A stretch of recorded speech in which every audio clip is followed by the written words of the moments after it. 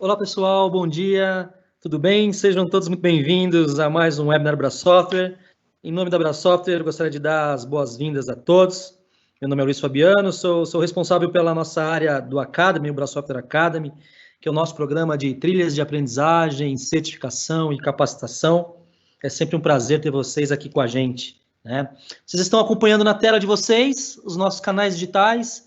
Fica aqui o nosso convite para que vocês nos acompanhem. Aqui vocês vão conseguir acompanhar como é que a Bra Software tem se posicionado, né, em relação às principais mega tendências do mercado, na jornada de transformação digital. A gente tem compartilhado todo o nosso portfólio, as nossas próximas lives, então fica aqui o convite para que vocês nos sigam, tá bom, pessoal? Sempre também um lembrete de que essa live está sendo gravada e dentro de, no máximo, 24 horas, a gente vai disponibilizar para vocês no mesmo link que vocês utilizaram para se cadastrar aqui e participar junto com a gente, tá bom? Bom, hoje a gente tem aqui, mais uma vez, o nosso especialista, né, o Cláudio Toledo, e da última vez que a gente encontrou, né, Cláudio, o Cláudio trouxe para a gente um pouquinho das principais melhores práticas de DevOps, como é que o mercado tem se posicionado em relação a essas práticas, quais são todo o conceito, né, ele trouxe para a gente. E hoje ele vai trazer um pouco da questão da modernização do DevOps, né, principalmente do DevOps com Kubernetes. Então, queria passar aqui a palavra para o Cláudio. Cláudio, bem-vindo, bom dia. Fica com você aqui a palavra. Bom evento, e eu volto no final para poder compartilhar também o chat. Fica aqui o chat à disposição de vocês, para que vocês interajam com a gente. Ao final eu volto com vocês para a gente poder responder aqui as perguntas. Cláudio, bem-vindo, ótimo evento, pessoal, ótimo evento, Cláudio. Até mais. Bom dia, Fabiano. Obrigado pela recepção. Um ótimo dia para todo mundo que está assistindo. Obrigado por estarem presentes aí. Como o Fabiano já disse, né, hoje a gente vem com uma abordagem um pouco mais voltada para a modernização, né, fazendo uso aí dessas ferramentas. No nosso último encontro a gente falou sobre a ferramenta do Azure DevOps, como que isso automatiza a esteira. E hoje a gente aborda de maneira mais prática dentro da nossa aplicação, né? Como que a gente vai fazer isso dentro do que a gente tem rodando no nosso ambiente, né? O que eu preciso, para onde eu preciso olhar, e isso tudo aí com o suporte das tecnologias do Azure DevOps e dos Kubernetes, que são assuntos que estão super em alta hoje em dia. Você que participa de fóruns de desenvolvimento, de arquitetura de aplicações, você já ouviu falar nisso com certeza. Na área acadêmica é algo que os olhos estão voltados, então vamos seguir hoje abordando esses temas. Aqui tem um pouco da nossa agenda de hoje. Vamos falar um pouco de arquitetura, de aplicações, maturidade das aplicações, que é muito interessante. Focar um pouco na parte de microserviços, né, que é um método de se desenvolver, aí a gente pode colocar como arquitetura também. Falar de Kubernetes e a integração deles com o Azure DevOps, como que a gente consegue implantar isso dentro da nossa aplicação, qual que é a vantagem de utilizar isso, e no final a gente faz um encerramento. Como o Fabiano já falou, a gente tem aí o chat para vocês colocarem as suas perguntas, para a gente interagir, e ficamos à disposição para responder essas dúvidas. Também no final vou estar passando o meu e-mail para quem tiver vontade de entrar em contato, para a gente bater um papo, ver o que faz sentido dentro do seu ambiente, e vamos nessa, pessoal. Falando um pouquinho de arquitetura, né, dentro desse mundo de software, a gente trouxe para a gente discutir aqui 3 modelos de arquitetura. Os 2 primeiros são modelos que a gente encontra aí no mercado já com um certo tempo e que funcionam muito bem dentro do que eles se comprometem a fazer. E ali os microserviços no final, para a gente colocar a cereja do bolo, que é o que vem vindo com força aí dentro do mundo de desenvolvimento, e as grandes potências, né, que desenvolvem tecnologias ou utilizam tecnologia para prestar os seus serviços, têm adotado esse tipo de estrutura para desenvolver as suas aplicações. Pensando aqui na nossa primeira esfera ali, né, as aplicações monolíticas, que basicamente você vai ter a sua aplicação, que ela pode estar assim dividida em módulos. Quando eu digo módulo, eu digo de responsabilidades ali do seu sistema, como por exemplo a interface do usuário, camada lógica, que vai trabalhar com aqueles dados, né, que a gente chama de back-end, a camada dos dados, que vai fazer o acesso às suas bases de dados para fazer armazenamento e leitura daquilo. tudo isso, mesmo que podendo estar dividido, né, em módulos diferentes, a gente tem aí, eles vão estar dentro de um único ambiente, né? Pensando tudo dentro de um pacotinho só, como nesse desenho, né? Aqui dentro a gente tem diversos módulos, mas tudo vai estar ali dentro, pensando que ele funciona como uma solução inteira por si só, né? O seu código vai ser compilado com todos os seus módulos ali dentro. Você não existe essa separação das responsabilidades, né?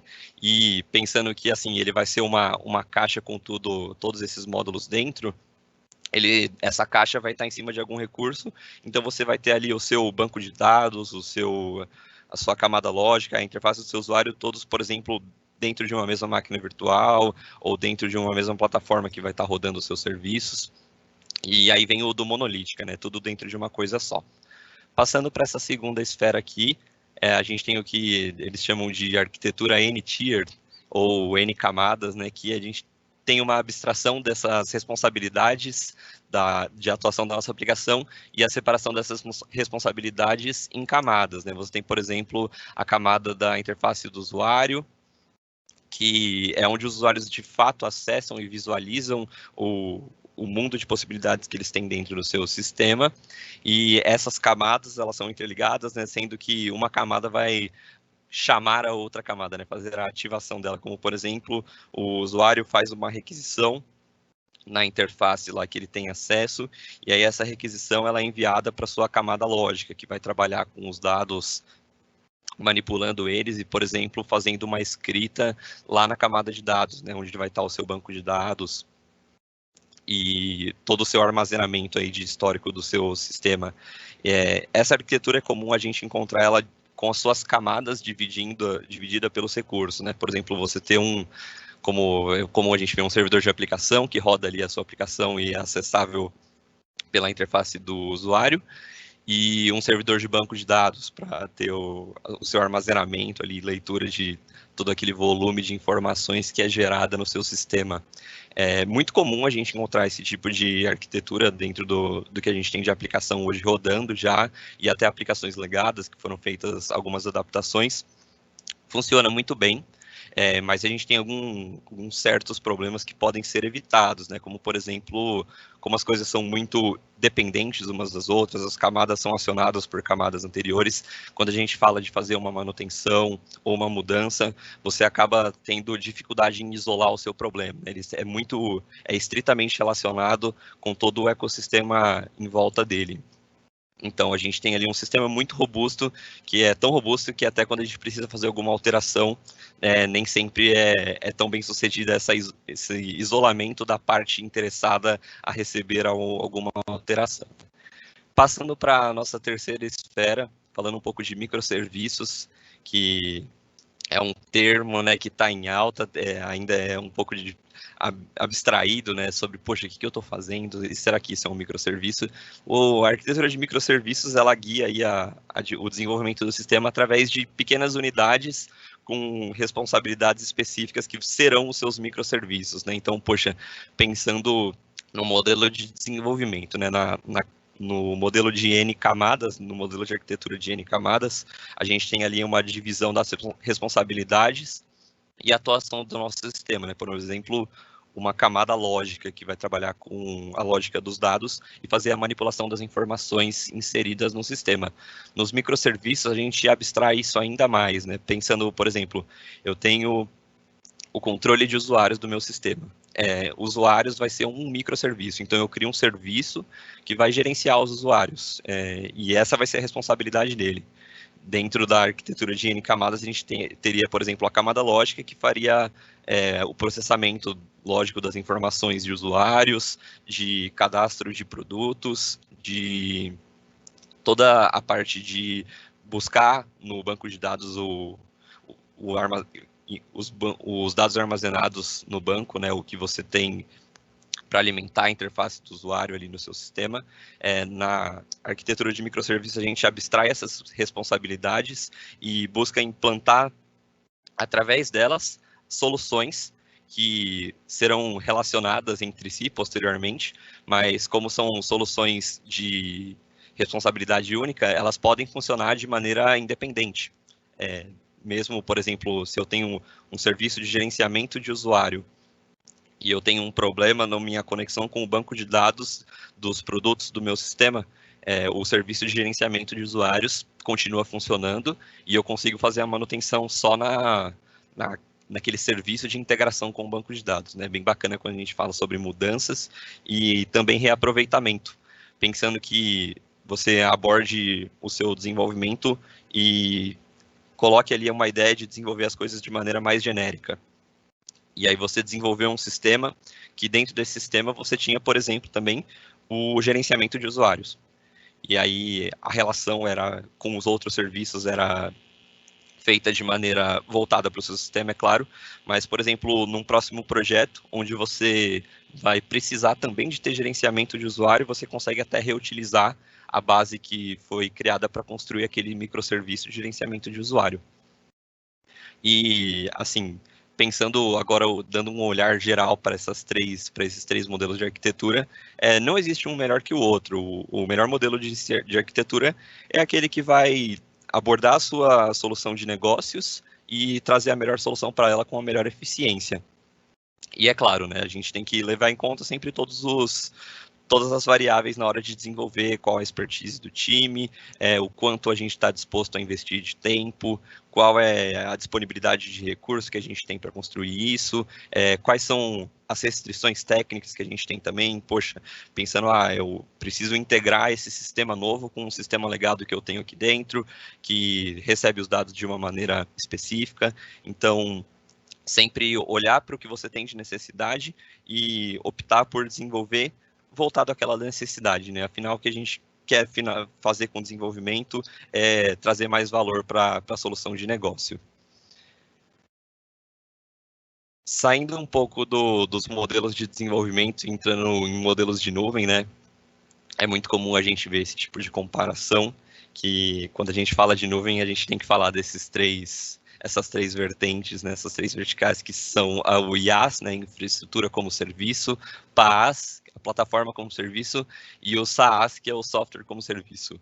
Antes disso tudo existir, né, a gente tem aí uma estrutura tradicional, que é a estrutura on-premises dos data centers locais, colocation que a gente tem, onde você vai gerenciar todas as camadas que vão envolver aí a operação, funcionamento e publicação da sua aplicação. Rede, armazenamento, os sistemas operacionais, a virtualização desses sistemas operacionais, os servidores, o middleware que vai rodar para suas aplicações terem o suporte do que for necessário, os dados, até a aplicação, todas essas camadas são gerenciadas aí pelo seu time de TI, pelo seu ambiente, né? Isso tudo vai estar debaixo da sua área de atuação. Quando a gente migra para um modelo de IaaS, né, quando a gente fala aí de já migrar para um modelo de contratação de nuvem, a gente tem a abstração dessas camadas aqui de baixo, sendo que você não vai precisar se preocupar com configuração de rede, por exemplo, ou de armazenamento, ou com a virtualização. Você basicamente coloca o esforço só dessas camadas superiores, instalando o seu sistema operacional que você deseja virtualizar e rodando a sua aplicação ali em cima dele, sem precisar colocar força e principalmente economizando muito tempo e recurso, abstraindo essas camadas. Migrando para um modelo de plataforma como serviço, a gente tem a abstração de mais camadas ainda, né? A gente não vai ter aí a questão de ter um sistema operacional, se preocupar com a execução dele. A gente basicamente vai simplesmente consumir isso tudo como um serviço, colocando ali a sua aplicação e o seu modelo de dados para rodar em cima da sua plataforma, né? E, poxa, isso aqui, o esforço que o time de TI vai ter dentro desse modelo de nuvem para esse modelo on-premises é reduzido de maneira drástica, né? Você pensar o tempo que você gasta para gerenciar isso tudo, a quantidade de recursos que você tem que ter disponível para colocar o seu ambiente inteiro, controlando desde a rede, armazenamento, os servidores, a virtualização, e passar a manusear apenas a sua aplicação e os dados que ela consome, né? E no final a gente tem aí o software como serviço, que geralmente são as soluções que já vêm prontas para a gente meio que faz o papel apenas do cliente de consumir esse tipo de coisa e não se preocupa em gerenciar nada que está do lado de lá, a gente simplesmente executa aquilo e consome. Por que eu estou falando isso, né? É muito comum a gente ter um paralelo desse tipo de adoção de ambientes para a nossa arquitetura. E, poxa, o que é compatível, né? Se eu tenho ali uma aplicação monolítica, eu consigo publicar ela de uma maneira PaaS, que eu vou rodar apenas ela e alimentar com os dados para gerenciar, solucionar o problema, e quando eu precisar fazer alguma manutenção, se eu preciso implementar alguma funcionalidade nova dentro do meu sistema, e tudo isso aí entra como uma variável para a gente optar por considerá-lo ou não no início do desenvolvimento, e até não só no início do desenvolvimento, mas também nas futuras sprints, aí, nos seus futuros períodos de tempo de gerar mudanças no seu sistema, né? Poxa, será que vale a pena eu mudar a minha aplicação para um modelo mais moderno, para ela se tornar compatível com a nuvem, né? O que é ser compatível com a nuvem? E dentro desse âmbito de discussão, a gente consegue levantar aí os níveis de maturidade, né? De maturidade para a nuvem da nossa aplicação. O que seria isso? Falando de uma maneira mais simples, a gente tem aqui 3 principais pontos de maturidade na nossa aplicação, que é as aplicações que vão rodar na infraestrutura em nuvem, aplicações que rodariam otimizadas para nuvem, e o conceito de Cloud Native, que está muito em alta também, que são as aplicações já nativas da nuvem, né, desenvolvidas para esse tipo de ambiente, considerando todos os benefícios que a gente tem aí de abstrair gerenciamento, se preocupar apenas com o funcionamento, com os dados, e fazendo sempre um paralelo com aqueles modelos que eu passei antes. Pensando no modelo de infraestrutura, né, pronta para a nuvem, a gente tem aí uma adoção do IaaS, né, que seria a infraestrutura como serviço, abstraindo as camadas mais básicas de gerenciamento, que já vão aliviar o seu time de TI para colocar o esforço dele em outros pontos que tragam mais valor do que apenas gerenciamento. E esse tipo de infraestrutura em nuvem, ela é compatível com aplicações monolíticas e N-Tier, funciona muito bem, porque basicamente você vai ali abstrair problemas e fatos de gerenciar que você não vai ter mais aquilo dentro do escopo de trabalho do seu time, e ele vai conseguir publicar a aplicação ali da maneira como ele publicaria, por exemplo, numa máquina virtual que ele tem no ambiente on-premise ou no servidor físico, porque você vai ter ali da camada do sistema operacional para cima para você fazer tudo que for necessário, né? Dentro desse modelo de infraestrutura em nuvem, a gente tem aí uma migração as is, que seria um primeiro passo para você adotar a nuvem, né? Poxa, eu já tenho tudo isso no ambiente local ou num colocation, queria passar para a nuvem, estou com pressa, estou querendo entrar logo nessa tendência, mas, poxa, não vou ter tempo de refatorar, fazer os ajustes todos redondos. Você consegue fazer uma migração da maneira como está, com o mínimo de alterações possíveis para dentro da sua infraestrutura em nuvem, apenas abstraindo ali da camada do sistema operacional para cima. Poxa, eu tenho dentro do meu ambiente aplicações rodando em Windows Server. Você vai provisionar a sua máquina virtual com Windows Server na nuvem, colocar a sua aplicação para rodar ali da mesma maneira que ela funciona no seu ambiente colocation ou local, e essa sua aplicação não vai precisar sofrer tantas alterações quanto ela sofreria para mudar para outros tipos de nuvem, né? E só de você fazer esse primeiro passo, você já tem aí diversos pontos de melhora que se abrem e clareiam no seu caminho, né? Por exemplo, escalabilidade. É muito mais fácil você escalar outros servidores na nuvem do que dentro de um ambiente local. Pensando que você já tem aí o seu data center estruturado, com as suas aplicações rodando, e você percebe que a criticidade da demanda é crescente. O número de usuários aumentou, ou você está num período do ano que o nível de demanda cresce, e, poxa, eu preciso escalar isso para aguentar esse nível de demanda maior. O que eu vou fazer, né? Putz, eu preciso comprar um novo servidor, ou comprar mais discos, aumentar a memória do meu servidor. supondo que você já tem esse recurso disponível, para você fazer essa implantação, você precisa ou parar o servidor, ou abrir uma janela de manutenção, buscar um horário aí para ter um downtime na sua aplicação. Dando esse passo em direção à nuvem, mesmo migrando o as-is, a gente tem aí uma facilidade de provisionamento de recurso muito, muito, muito à frente do que você tem no seu ambiente local, né?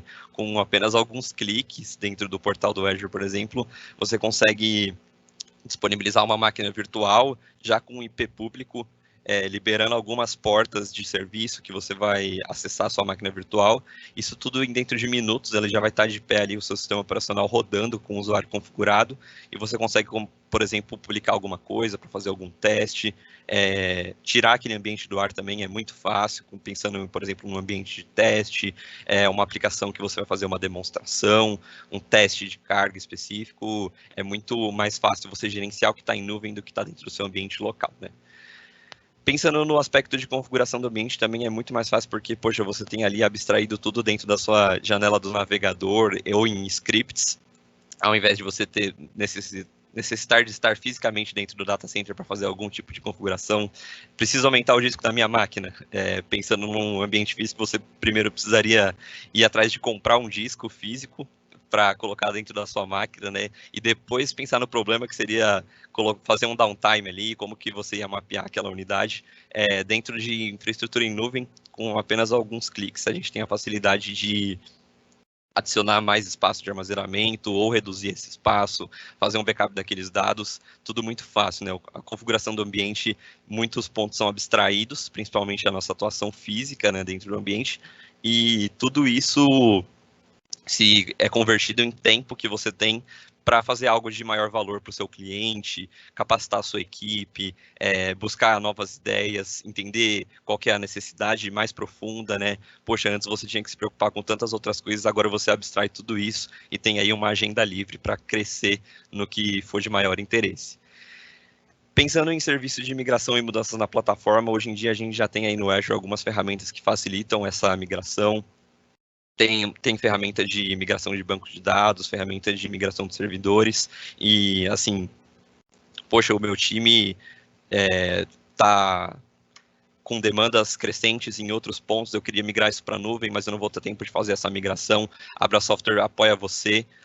Um pouco mais para frente eu vou falar sobre o Cloud Journey, que é uma iniciativa muito bacana, mas em questão de serviço de migração e mudança na sua plataforma, fique tranquilo, isso não vai ser um terror, pelo contrário, vai ser um alívio para todo o seu time de TI e principalmente para o time de negócio, que vai ver muito mais valor na sua aplicação.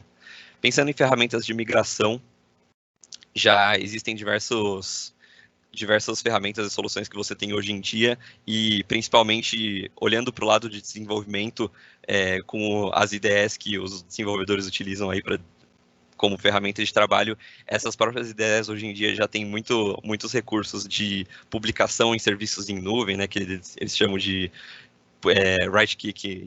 right-click deploy, né, que é a implantação clicando com o botão direito ali, que às vezes o desenvolvedor consegue publicar um serviço na nuvem ali em minutos, né, sem nem ter o ambiente provisionado.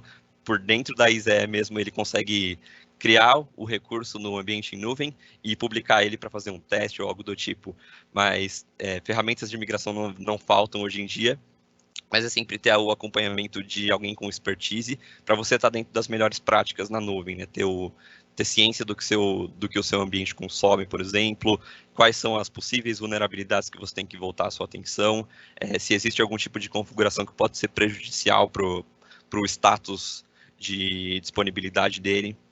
É interessante a gente utilizar essas ferramentas de migração, mas sempre com uma expertise, porque, poxa, a gente está falando de ambientes produtivos, por exemplo, que a criticidade é muito grande e o valor que ele tem para o negócio é muito alto. Então, é sempre necessário tomar um certo cuidado, mas pensando assim, né, é um investimento de tempo e esforço que você tem ali, que vai ser um retorno muito grande de tempo e esforço que você vai ter livre para fazer outras coisas futuramente. E é sempre interessante colocar aqui abstrair esse processo de migração para uma integração com a nuvem a primeiro momento, né? Integrar o seu ambiente local com a nuvem e passar para uma migração por etapas. Passar tudo de uma vez pode parecer uma carga de trabalho muito grande, né? Claro que é possível fazer esse tipo de coisa, mas pensando no ambiente, num caminho feliz, de adoção da nuvem, fazer uma integração a primeiro momento, colocar alguns recursos dentro de uma plataforma de recursos em nuvem e posteriormente fazer uma migração por etapas do que você tem. Funciona muito bem e o seu time vai vendo de maneira progressiva, né, o que se torna abstraído do trabalho dele e o que ele consegue fazer com aquele tempo, né? Não é um choque tão grande. E é claro, a gente vai ter aí uma redução dos custos significativa. Quando a gente fala de redução em custos, né, a gente fala sobre custos de manter esse ambiente. Pensando, por exemplo, para manter um servidor físico, você tem diversos custos, né, da sua energia que você vai consumir, do seu local de trabalho, que vai ter o seu data center, o ar-condicionado, o próprio custo de recurso de hardware, que é muito alto quando a gente pensa em estruturas muito grandes, né? Poxa, eu vou colocar um projeto novo que vai rodar num ambiente grande, é uma aplicação parruda, é muito recurso de hardware que vai ser necessário. Logo, a gente tem que pensar, né? Poxa, se eu abstrair todo esse recurso de hardware e o custo vai ser sobre a minha utilização de uma plataforma, o custo tem uma redução significativa dentro disso, e aí você tem mais recurso disponível para, por exemplo, investir isso dentro dos seus projetos, na capacitação do seu time, buscar fomentar o uso da nuvem, né, utilizar a nuvem com uma expertise muito grande, começar a inovar e deixar de ficar só suportando o que você tem rodando.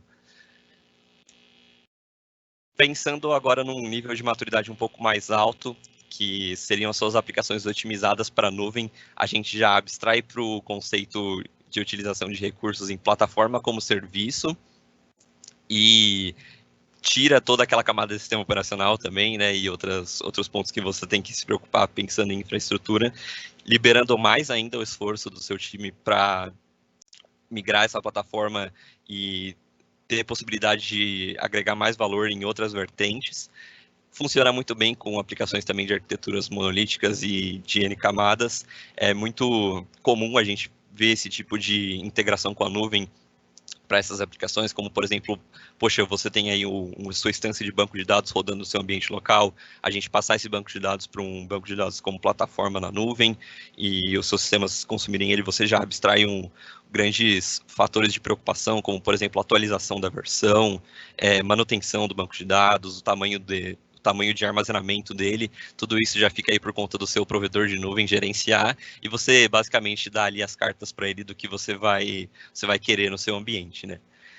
Quando a gente fala sobre otimização, né, a gente abstrai diversos fatores e adapta alguns deles, né? Como, por exemplo, eu passei um cenário de banco de dados, mas você pode publicar também a sua aplicação web dentro da nuvem. Então, você vai adaptar ali alguns pontos dela para funcionamento naquele tipo de plataforma, pensando que já está na nuvem, ele já existe uma disponibilidade global, né, de você ter um acesso via internet da sua aplicação, sem se preocupar com uma configuração de uma estrutura de rede, domínios, e você abstrai tantos fatores de configuração que fica mais tempo livre para você desenvolver aí com mais expertise, pensar como ela vai se comportar frente a um acesso tão vasto de número de usuários, né?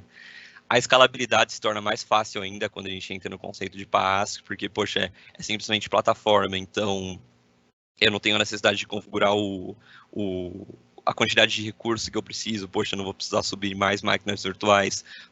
Basicamente, ele vai ter já os seus perfis, né, de uso. Eu tenho um perfil padrão que eu configurei a minha aplicação web para rodar nele. Estou percebendo que a demanda é crescente, eu consigo passar para um perfil mais premium para suportar um número maior de usuários, buscando também sempre manter fatores como segurança e confiabilidade dos dados ali dentro.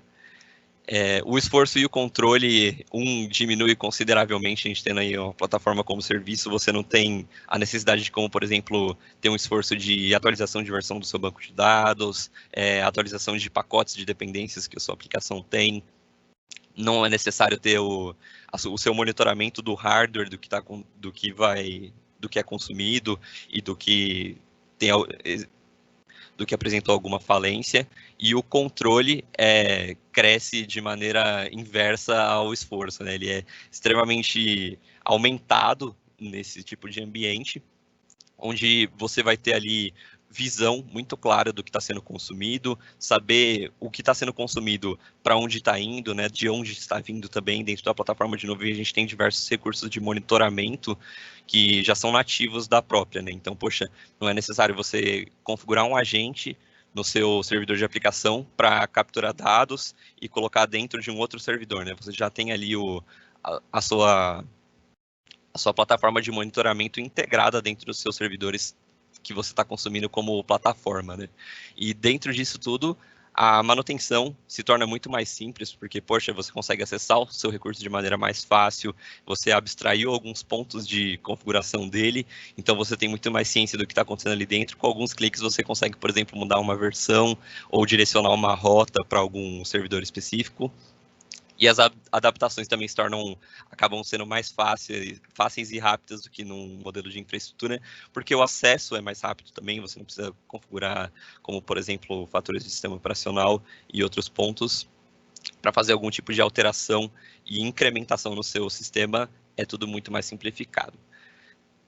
Visando um ambiente já adaptado para otimizando a nuvem, o uso de nuvem, a gente consegue aplicar e criar as pipelines para automatizar o nosso ciclo de desenvolvimento, né? Olhando para o lado do Azure DevOps, como a gente falou no nosso último encontro, o Azure DevOps traz uma possibilidade de a gente criar pipelines, né, que são linhas ali de automação para que o seu código seja constantemente integrado com o seu ambiente na nuvem, pensando, por exemplo, num ambiente de desenvolvimento ou num ambiente de testes, e tendo esse recurso já disponível na nuvem, acessível e já configurado, a maneira que a gente pode seguir para integrar ele com o nosso código, com o que está sendo desenvolvido, é muito mais facilitada. Além de a gente ter todo esse controle, a gente pode, por exemplo, fazer a criação de um ambiente de teste de maneira muito mais rápida do que seria fazendo isso dentro de um modelo de colocation. Poxa, se eu fosse replicar todo o meu ambiente de produção atualmente, quanto seria o esforço e recursos gastos? Com aplicações já otimizadas para a nuvem, a gente pode fazer isso da maneira mais automatizada possível para criar esse ambiente de maneira rápida e com todas as questões de governança que forem necessárias. Por exemplo, eu preciso replicar o meu banco de dados que tem uma base de clientes, só que assim, o meu banco de produção tem todos os dados do cliente, né? E o meu desenvolvedor não tem necessidade de acessar isso. Poxa, tendo o seu banco de dados ali no modelo de plataforma como serviço, você consegue acessar aquelas bases, por exemplo, gerar um script para criar dados aleatórios para que os dados reais não sejam expostos, tudo isso com um controle muito grande, né? Você tem o seu ambiente ali na palma da sua mão e o fator de tomada de decisão fica muito mais próximo de você, sem pontos que podem atrapalhar esse caminho. E em questão de custos, né, a gente também tem uma redução significativa de custos justamente por não ter custos de gerenciamento, tempo que você vai economizar também, logo economizando recursos também para você gerenciar a sua plataforma, como eu disse, por exemplo, um agente de monitoramento, para mim colocar dentro de um servidor que vai monitorar o meu ambiente, pois eu já tenho o monitoramento ali nativo das plataformas que eu estiver consumindo, logo a gente também tem uma redução de custo aí significativa, sempre olhando aí para o modelo de arquitetura que eu for utilizar. Pensando aí no nível de maturidade, que pode parecer o mais alto, mas é um dos conceitos mais novos que a gente tem, as aplicações nativas já da nuvem, desenvolvidas direto para a nuvem, chamadas de Cloud Native, elas vão muito ao encontro dos conceitos de plataforma como serviço e serverless. Quando a gente vai falar de serverless, já é algo totalmente diferente, né? Você tem aí a abstração de todas as camadas, praticamente. Você não tem servidor, você não tem uma base de dados própria, você simplesmente tem o seu código executado ou seus dados armazenados em algum ponto e acessíveis. E isso vai muito ao encontro dos microserviços, né? Pensando, poxa, eu preciso ali ter a camada lógica da minha aplicação, que vai trabalhar com os dados que o usuário insere e depois armazenar isso de alguma maneira no banco de dados. Você não precisa se preocupar com o ambiente que essas informações vão ser manipuladas, aonde o seu código vai ser executado. Você simplesmente vai criar um serviço de execução de código, publicar o seu código lá dentro, e quando você chamar ele utilizando algum tipo de gatilho, né, ele vai pegar aqueles parâmetros que ele recebeu na chamada, executar e te devolver alguma coisa. E poxa, como assim, né? Simplesmente é isso mesmo. Você não vai ter a necessidade de configurar servidor, não vai ter necessidade de configurar o tamanho dele, simplesmente vai executar, e aí você vai acabar já pulando aqui para o nosso ponto de custos, você vai pagar literalmente pelo que você utilizar.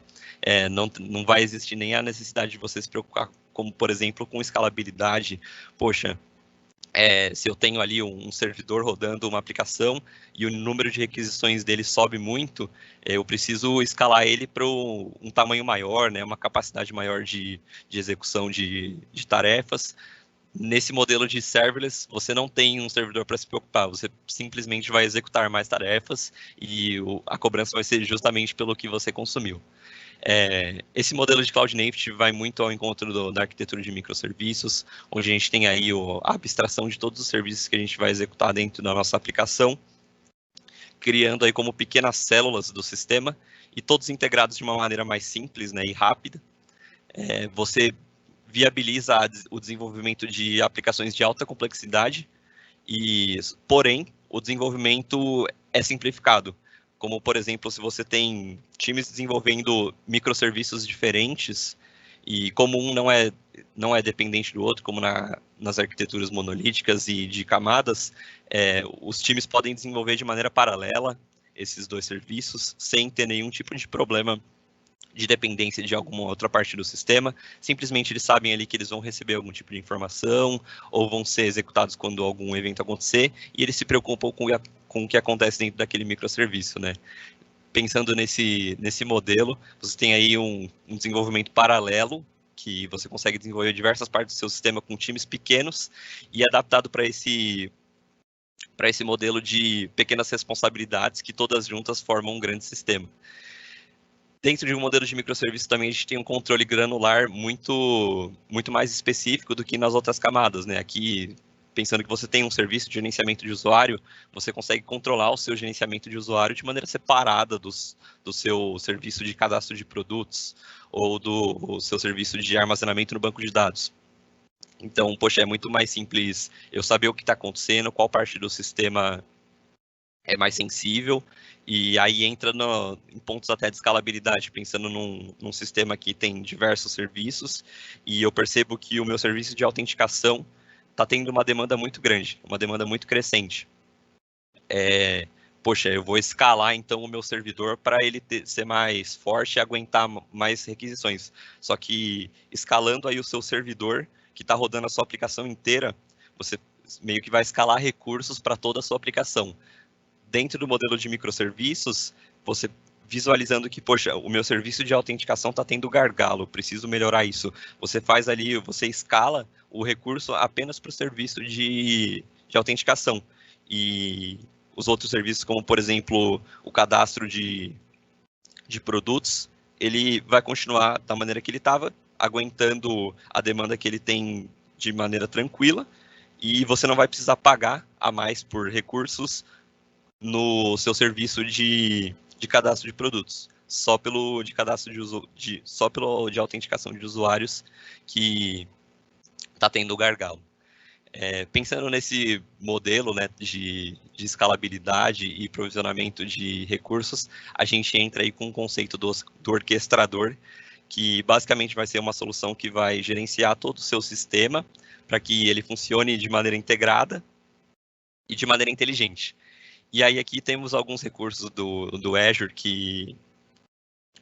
desse modelo de plataforma como serviço e serverless, principalmente aqui o Azure Functions, né, que é uma plataforma de execução de código sem servidor, que nos ajudam a desenvolver essas aplicações nativas para a nuvem e suportam muito bem esse tipo de estrutura.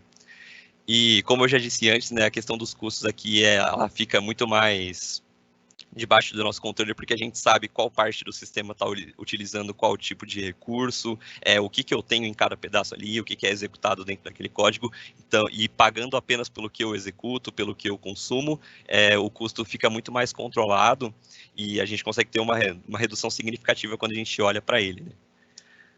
Falando um pouquinho sobre o BraSoftware Cloud Journey, isso é um framework de transformação para a nuvem, desenvolvido aqui dentro para o nosso time para auxiliar aí nossos clientes e parceiros a migrar suas aplicações e seus ambientes para a nuvem.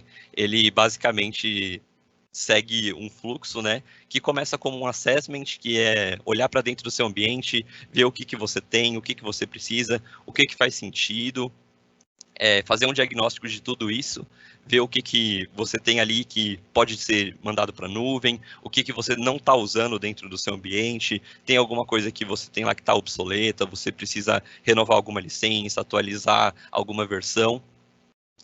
Te apoiar, o próximo passo seria te apoiar no serviço de migração, né, pensando ali numa migração as is, da maneira como está o seu sistema, como que ele vai para a nuvem, ou então se a gente já consegue otimizar alguns pontos. E aí, pensando em ambientes já em nuvem, o que a gente consegue colocar como de plataforma como serviço, adotar boas práticas para o seu ambiente, aumentar a maturidade da sua aplicação e ter um melhor aproveitamento ali dos serviços em nuvem.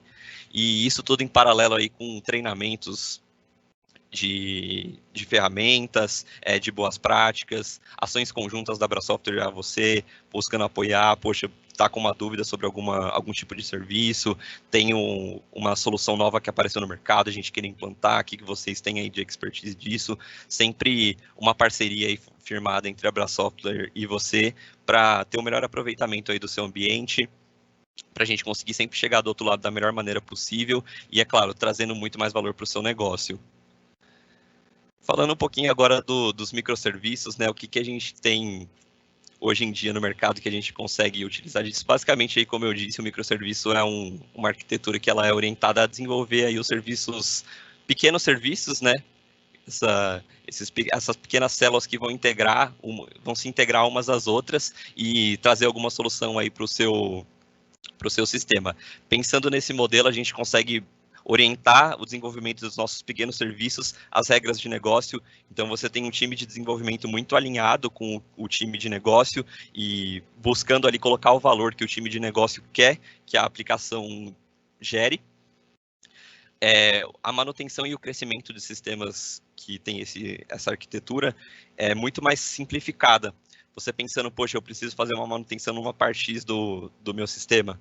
E aí você tem aí a sua aplicação monolítica, você começa o dia pensando em melhorar alguma coisa e termina o dia pensando, poxa, eu tenho que consertar 5 coisas que apareceram no meio do caminho, né? Então, quando a gente tem aí os microserviços, é muito mais fácil trabalhar dessa maneira isolada e para crescer também, né? Poxa, queria implantar aí uma funcionalidade nova na minha aplicação. Pensando numa aplicação que é estritamente integrada e que as partes são dependentes umas das outras, você tem que primeiro mapear todo esse lado de dependências, do que ela vai precisar, né, de onde ela vai sair, quem que vai ativar ela. Em microserviços não, basicamente vai ser uma célula nova que você desenvolve de maneira abstraída do seu sistema e integra ela dentro do seu sistema.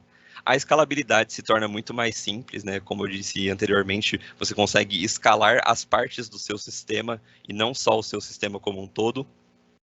E o custo, né, se torna muito mais controlado e fácil de visualizar. Poxa, eu tenho ali o custo maior do meu sistema é do quê? É do serviço de banco de dados. Então você sabe ali que você tem uma base muito grande, talvez buscar armazenar dados de uma maneira diferente, ou pegar dados que já estão obsoletos, que não são mais utilizados, migrar esses dados para um outro lugar. A visão que você tem de maturidade do seu ambiente é muito alta.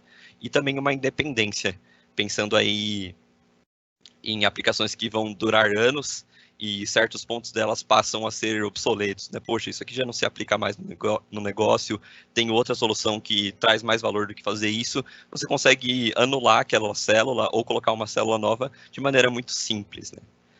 E beleza, pensando isso em arquitetura, né? E como que eu coloco isso dentro da minha aplicação?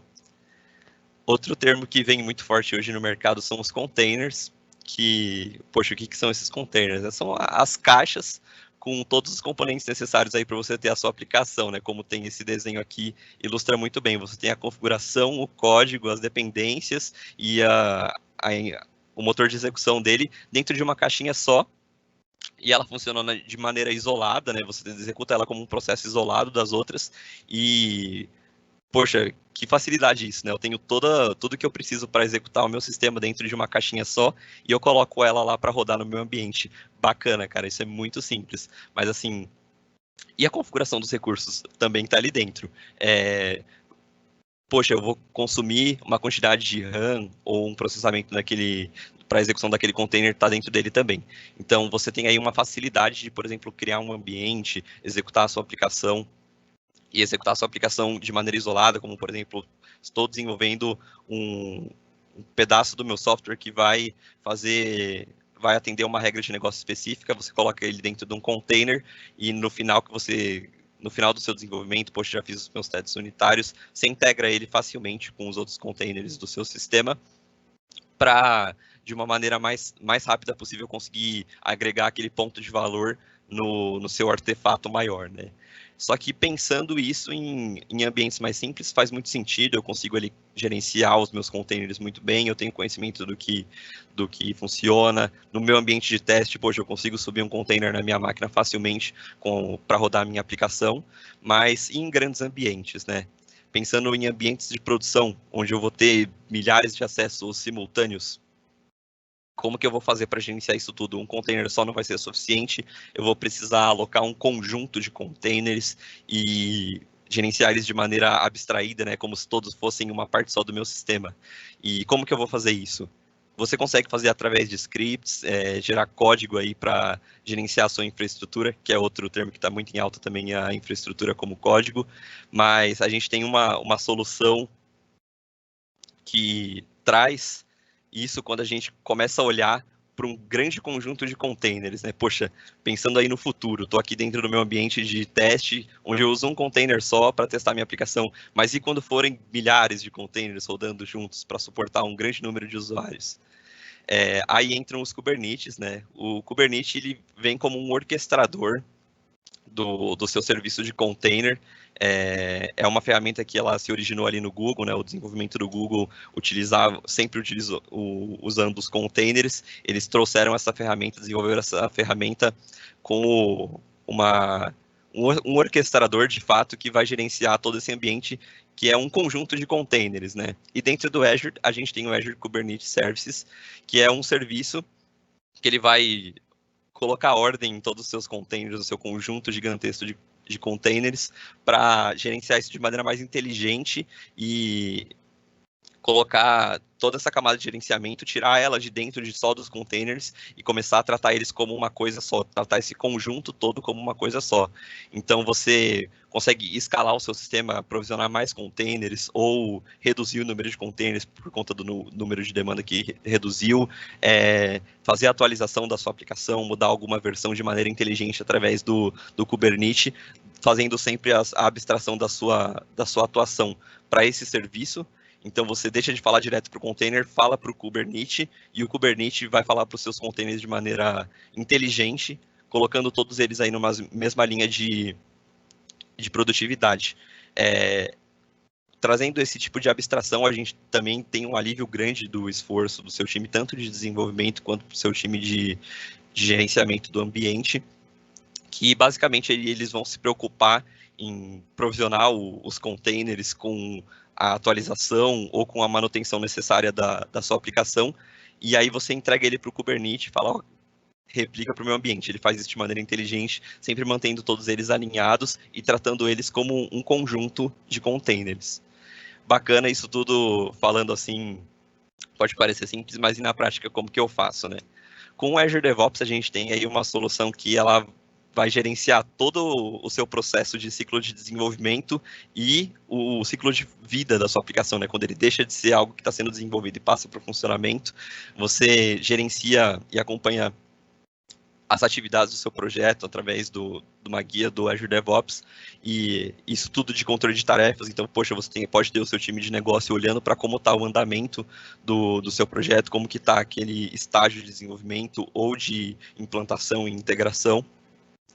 E por trás disso tudo, você tem ali dentro da mesma ferramenta concentrada o código do seu time, que vai estar desenvolvendo de maneira colaborativa, né? Como a gente tem aí como um padrão praticamente usar o GitHub, e o Azure DevOps é integrado com o GitHub, então muito simples fazer esse tipo de integração. Poxa, já tenho repositórios.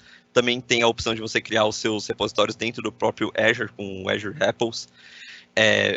Tenho o meu time alimentando meu código constantemente. Você cria pipelines de integração e implantação contínua que vão funcionar aí como uma grande automação do seu processo de implantação. Poxa, é sempre um terror pensar em implantar código novo no ambiente de produção. Não, aqui isso tudo é abstraído para um script, para um conjunto de tarefas que vão ser executadas, pegar o código que o seu time desenvolveu e colocar ele dentro do seu ambiente.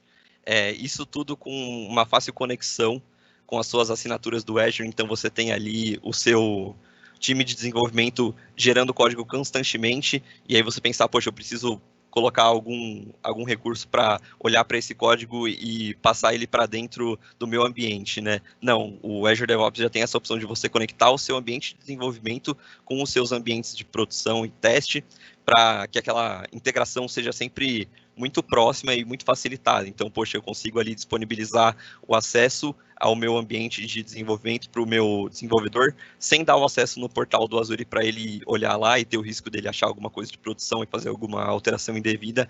Tudo isso, toda essa implantação e conexão ele vai fazer através do Azure DevOps. E também a opção de você centralizar todos os seus testes e relatórios de funcionamento da sua aplicação, gerar gráficos dos builds e das integrações que você conseguiu executar com sucesso ou que tiveram algum tipo de falha, identificar de onde essas falhas estão vindo, por que elas estão acontecendo, visualizar se, poxa, o time de desenvolvimento está fazendo implantações contínuas agora que estão dando algum tipo de erro, o que a gente precisa fazer sobre isso, um pacote que está desatualizado, um grande ambiente aí para ter um caminho com muita luz para você conseguir enxergar lá na frente o futuro da sua aplicação.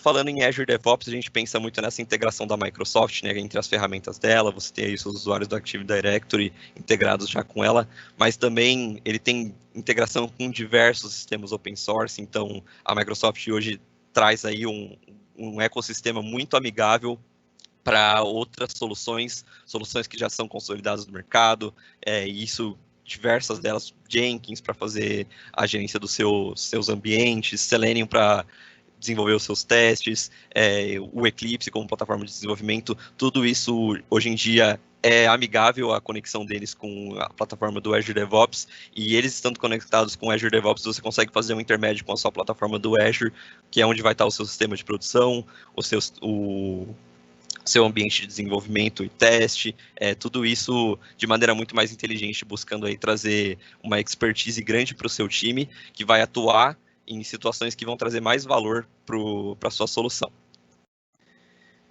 E agora, pensando sobre uma maneira conjunta, né, a gente tem aí a junção do Azure DevOps com os nossos containers e com o Azure Kubernetes Services, fazendo a orquestração desse ambiente. A gente vai ter desde um controle muito estrito sobre o nosso ciclo de desenvolvimento, vendo desde as tarefas que o desenvolvedor está desenvolvendo até as integrações que ele faz com o código principal. Tudo isso dentro de um ecossistema amigável, tanto para mudanças quanto para outras tecnologias. A gente tem essa possibilidade de conectar com outras soluções. A criação das pipelines, que vão ser aí a virada de chave quando você vai começar a automatizar não só o seu sistema, mas também a maneira que o seu sistema é desenvolvido. E isso tudo facilitado através do Azure DevOps. Dentro do Azure DevOps, a gente já tem padrões pré-configurados de pipelines, como, por exemplo, aplicações de .NET rodando no container. Você já tem ali um formato standard de um script de automação que faz a publicação de uma aplicação dentro de um serviço de container, e aí você basicamente vai configurar ali as peculiaridades da sua aplicação, como, por exemplo, uma versão que você está utilizando de uma solução, qual que é a solução que você desenvolveu, qual que é o código que vai ser utilizado para fazer essa implantação. Você tem aí a conexão do seu ambiente, tanto de produção quanto com o ambiente de desenvolvimento, e esses ambientes muito bem divididos. Então, poxa, eu consigo fazer isso tudo de maneira automatizada, implantar o código aí diversas vezes ao dia.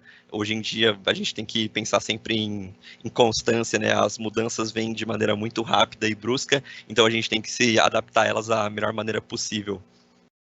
Os desenvolvedores vão acessar somente o necessário que for preciso para eles criarem os recursos dentro do seu ambiente, pensando que você aí utilize alguma divisão de grupos dos recursos de produção para os recursos de desenvolvimento e ter esses ambientes de maneira segregada e conectar esses ambientes e não conectar os seus colaboradores ao ambiente, que você diminui aí o seu risco de ter alguém acessando algum dado indevido ou alguma falha humana na sua operação.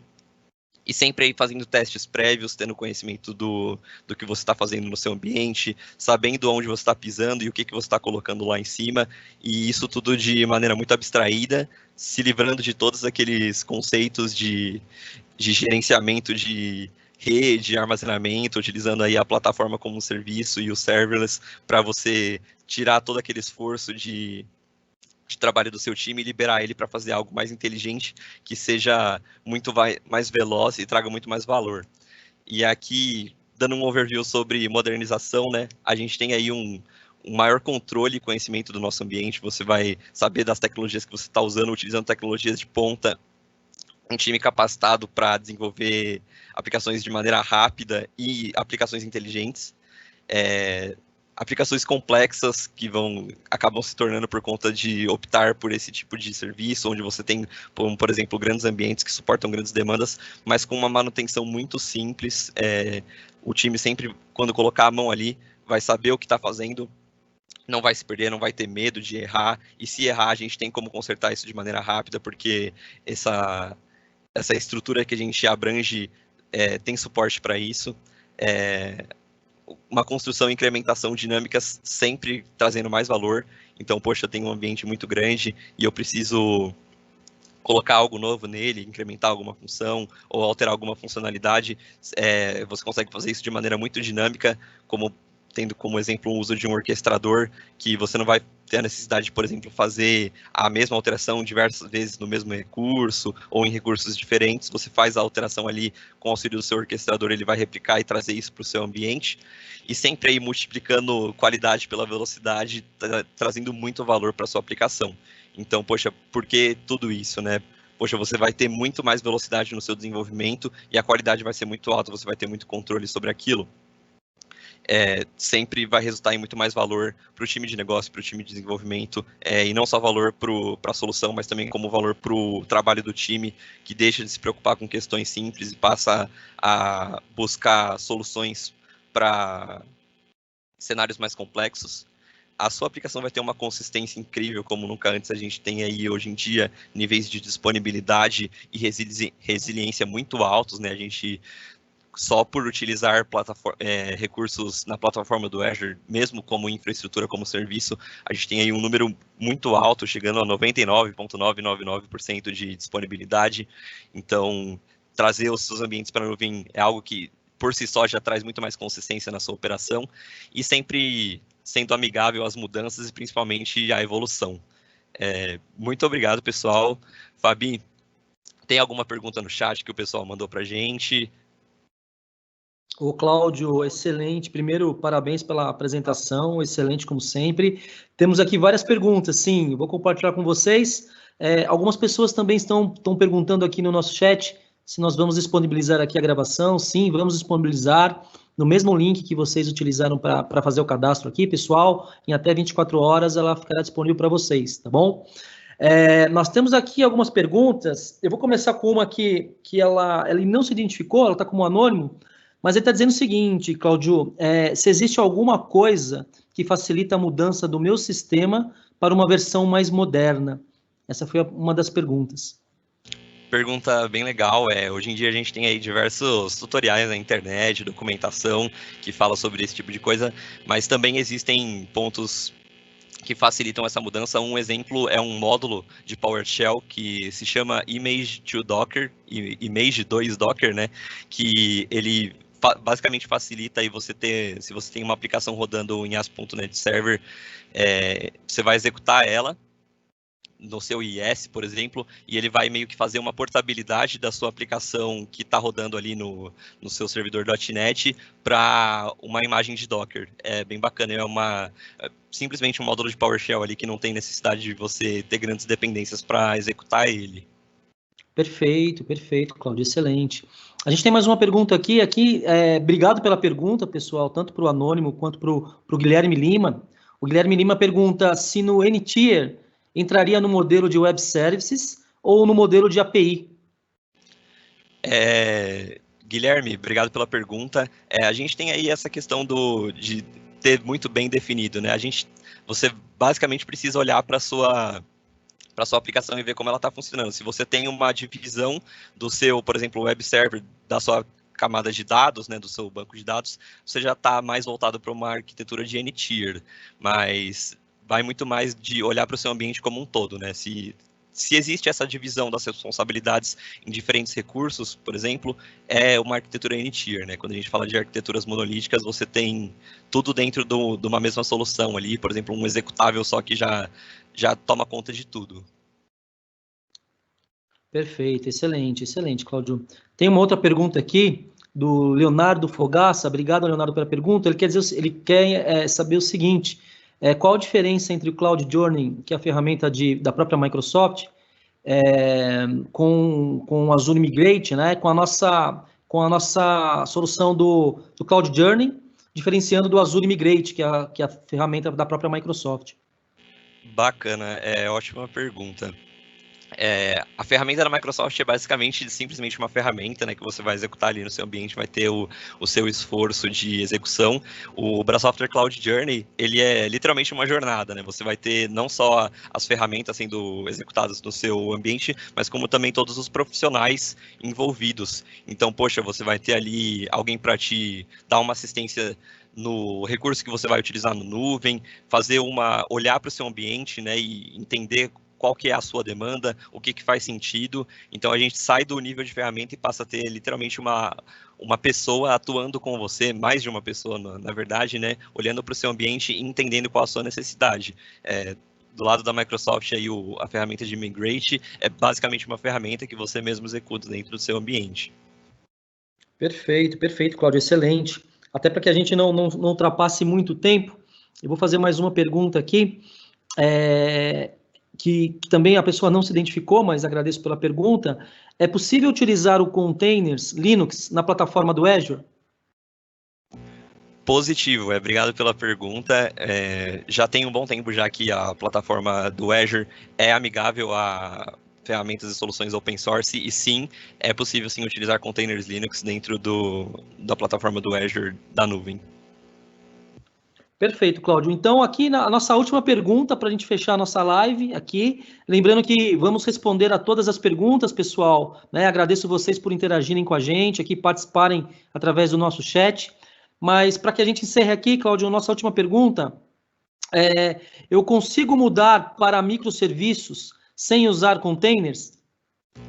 Sim, é possível, né? Como eu disse lá, a gente tem questões de recursos em plataforma como serviço e serverless que funcionam sem essa camada de configuração do container. Então, poxa, dentro do Azure você tem aí o banco de dados SQL, bancos de dados não relacionais como serviço, plataformas de execução de código, como, por exemplo, o Azure Functions, os aplicativos web do Azure também, que são plataformas de você subir ali a sua aplicação web, e tudo isso você não tem a necessidade de usar o container, você tem saídas de desenvolvimento para simplesmente usar algum serviço de plataforma e não ter a necessidade de configurar o container no seu ambiente.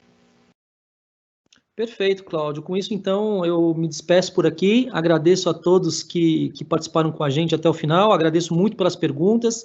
Mais uma vez, né, lembrando que as perguntas que não foram respondidas aqui devido ao nosso tempo, vamos responder aqui para vocês, entrando em contato com vocês. Muito obrigado, Cláudio. Passo aqui a palavra para você encerrar com a gente. Obrigado pela apresentação e parabéns mais uma vez. Muito obrigado, eu que agradeço aí, Fabio, a recepção, a presença de todos. Fico aqui à disposição com o meu e-mail, sou Cláudio do time de Apps and Infra, a gente tem um time aí de especialistas que vão sempre buscar trazer a melhor solução para você. Entre em contato comigo, me manda um e-mail se tem a sua dúvida, tem vontade de modernizar algo, levar o seu ambiente para a nuvem, aumentar a disponibilidade, fico sempre à disposição. Obrigado pela presença de todos, é um prazer poder conversar sobre isso e trazer algo para acrescentar aí no mundo da tecnologia. Obrigado, viu, Fabi? Obrigado a todos, pessoal. Um ótimo dia.